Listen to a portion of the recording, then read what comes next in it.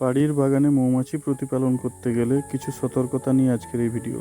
প্রথমে আমরা বাক্স থেকে এক একটা করে ফ্রেম বার করে নিয়ে এগুলোকে দেখব যে এইখানের মৌমাছির বাচ্চাগুলো কীরকম আছে বা তারা মধু ঠিকঠাক আছে কিনা প্রকোষ্ঠের মধ্যে, এগুলো আমাদেরকে প্রথমে তুলে দেখতে হবে। এইটার এই সাইডে যে বাড়তি অংশটা কেন এইদিকে?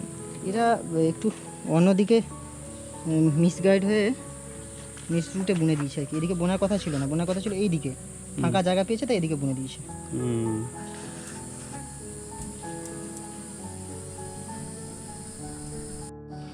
এভাবে একটা একটা বের করে পরিষ্কার করে নেব, তারপর এগুলোকে পর্যবেক্ষণ করে দেখতে হবে কীরকম কী আছে।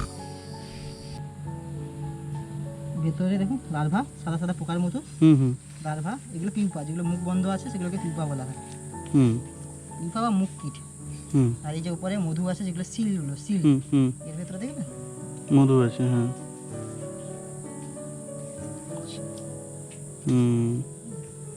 গড়িয়ে পড়ছে। এটা মধু, আর এগুলো পিউপা, আর এগুলো পোলেন, পরাগরেণু। আচ্ছা আচ্ছা। মৌমাছি বাঁচার জন্য পরাগরেণু অপরিহার্য একটা খাবার। মধু ছাড়া ওরা বেঁচে যাবে, কিন্তু পরাগরেণু ছাড়া বাঁচবে না। আর মধুর গুণাগুণ এত ভালো এই কারণে পরাগরেণু আছে বলে। আমরা এখন কমার্শিয়ালি পরাগরেণুরও বিজনেস শুরু করেছি, যাতে মানুষ আচ্ছা, ওই যেগুলো সিল আছে ওগুলো সিল কেন করে দিয়েছে?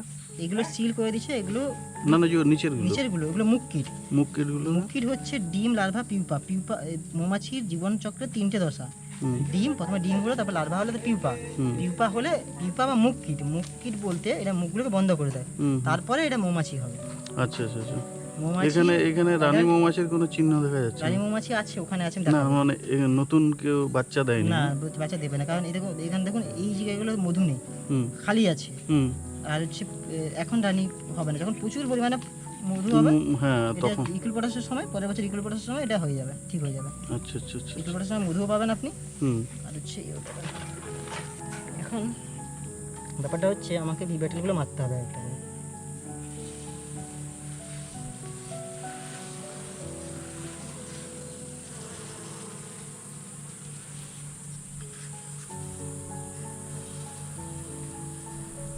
রাখছো তো, তুমি জানো না? না হয় আমি তো করে দিতাম।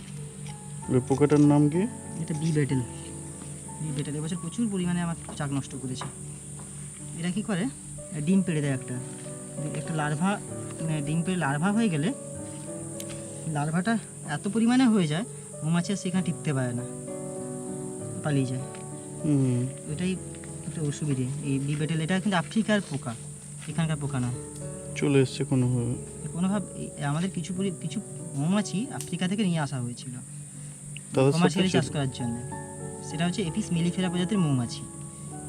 ওই মৌমাছিতে যদি ওই পোকা লেগে যায় তাহলে বিষ দিলেও চলে, বিষ দিয়ে এগুলোকে প্রতিরোধ করা যায়। কিন্তু এরা একটু সফট, তো এদেরকে বিষ দেওয়া যায় না।